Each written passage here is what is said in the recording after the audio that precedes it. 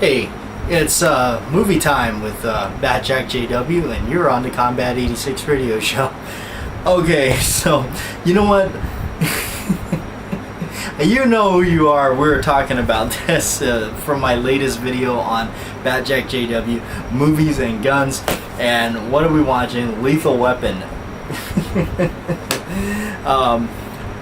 Yes, it's because of you, John. This is the reason I'm watching this.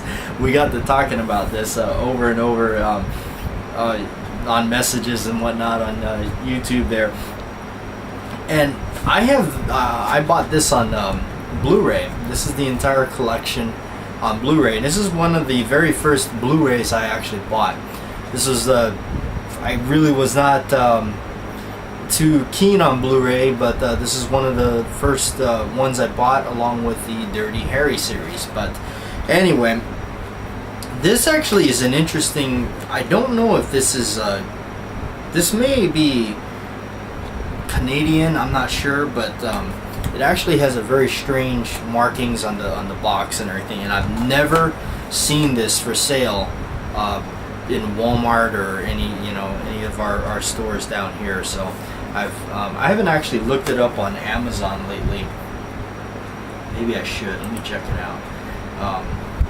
Oh, it's my favorite scene, the opening sequence of the very first one. Okay.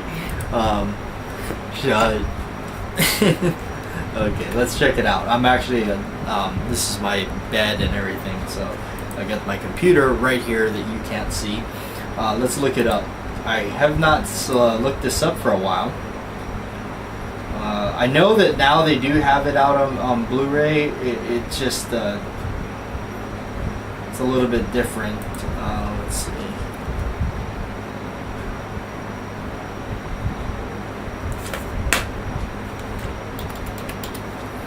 Okay, Lethal Weapon on Blu-ray.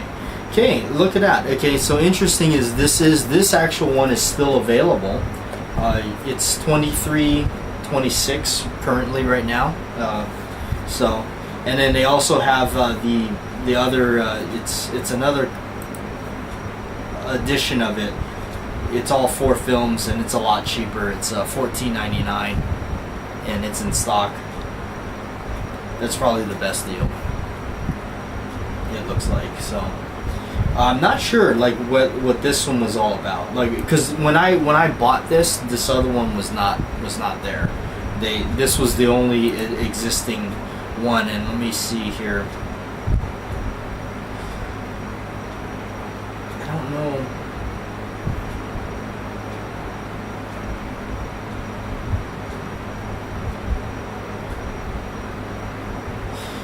Anyway, so the only thing that was different from my my DVD collection of these is my DVD collection was actually the director's cut of the first 2, I believe, and they did have different sequences in it. They did have some different stuff in it that wasn't exactly in the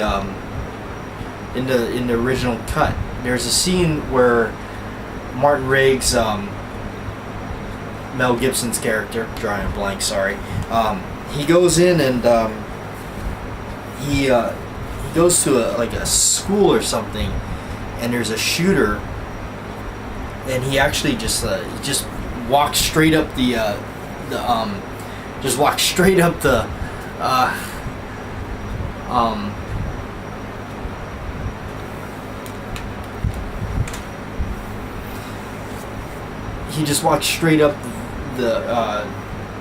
the little the walkway right up to the shooter and everything, and everybody's like, well, are you crazy, get down, and he just doesn't even care. He just walks right up and he breaks out his Beretta and just wastes the guy. Anyway, that was one of the scenes that stood out and everything like that. So very interesting to see, but it's a really good series. I like it. I've always liked the Lethal Weapon series. It made me buy this baby right here. Oh yes, I mean, look at this. I mean, isn't this, I mean, come on, how many of us do this? We got Lethal Weapon playing on the big screen here, and I got I brought this out just for the video, just to, we wanted to be just like Mel Gibson. that's the reason I bought this gun. And speaking of all that, guns and movies and everything, just had to have that because of it. And you can actually see him holding it right there in the back. You know, you can actually see it really good on the cover of Lethal Weapon 2. But really cool movie. It always has been. So I'm watching. Danny Glover just woke up. He's tripping on eggs on the ground. He goes, eggs on the ground. And oh yeah, look, what has he got? He's got that nice Smith & Wesson Model 19 4-inch barrel right on his hip. Cool. He has it actually reversed, so it's like on this side, so he cross draws it like that. So really cool.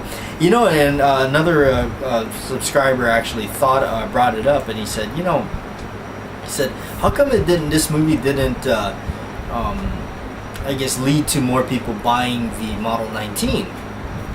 Interesting. That is a good point. Why didn't it be? I don't know. I think because Mel Gibson really steals the show with his just crazy character that he's playing, and then, you know, they really I think they really brandish this, you know, a lot in the film, you know, and Danny Glover is just a really other great, you know, support there to have him there, you know, of course. And then he has his Smith & Wesson. What's the line he says? He goes, that's they're walking the parking garage after they just meet, and he says, that's some serious stuff you're carrying. And he goes, yeah, be my guest. And he pulls it out and shows it to him, and he goes 9mm Beretta, wide ejection port, no feed jams, 15 round in magazine or something like that. He goes, yeah. He goes, what you carrying under there, Cochise? He goes, 4-inch Smith. And he's like, oh. She goes, 6-shooter. A lot of old timers carry those. So one of my favorite scenes in there is definitely that. And then of course in Lethal Weapon 2, when Joe Pesci is finally seen, he's like, he goes, what does he say to him? He says, I think he tries to reach for and touch Danny Glover's gun, and he says, oh, what the, you know, and he's like a wheel gunner or something like that. And then he slaps him out of the way. He goes, sorry. He goes, I just didn't think anybody carried those anymore. And then he looks at Mel Gibson. He goes, I bet you the kid's got an automatic, huh? He goes, what, you got an automatic? Grabs his shirt, listen. He goes, oh, there it is. Yep, a Beretta. And he gets slapped. He goes, he's like, are you sure you guys are cops? You guys treat me like this, you know? But yeah, Joe Pesci was a great addition to the series, and he followed along with starting with part 2, and then he was pretty much there from part 2 all the way up to part 4. And unfortunately, I'd like to see a part 5.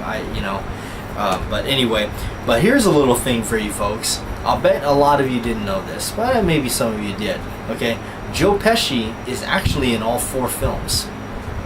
Yes. Okay, he may not be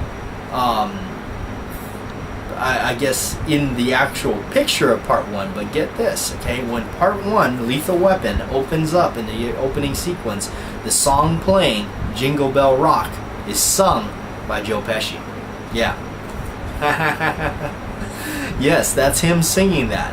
Joe Pesci singing the Jingle Bell song in Lethal Weapon. If you can believe it, watch the end titles there. They do credit him, and actually, if you listen to it, you'll recognize his voice.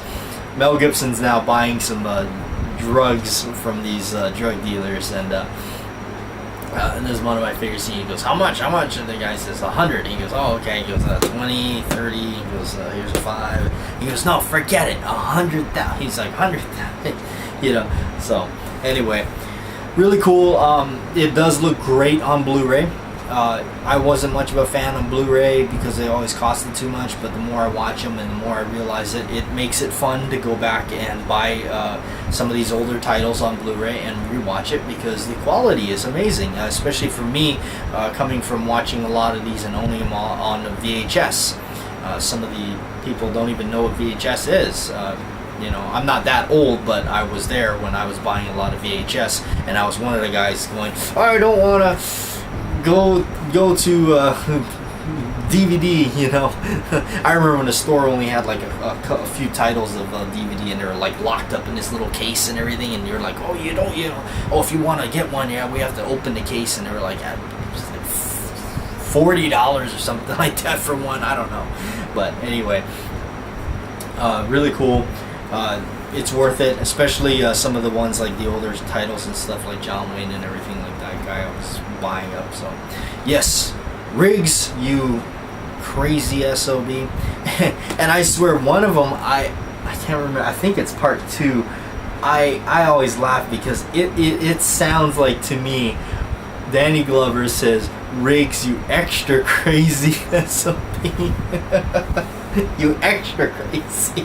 So, oh man, I love it. I love movies. They're just great, you know.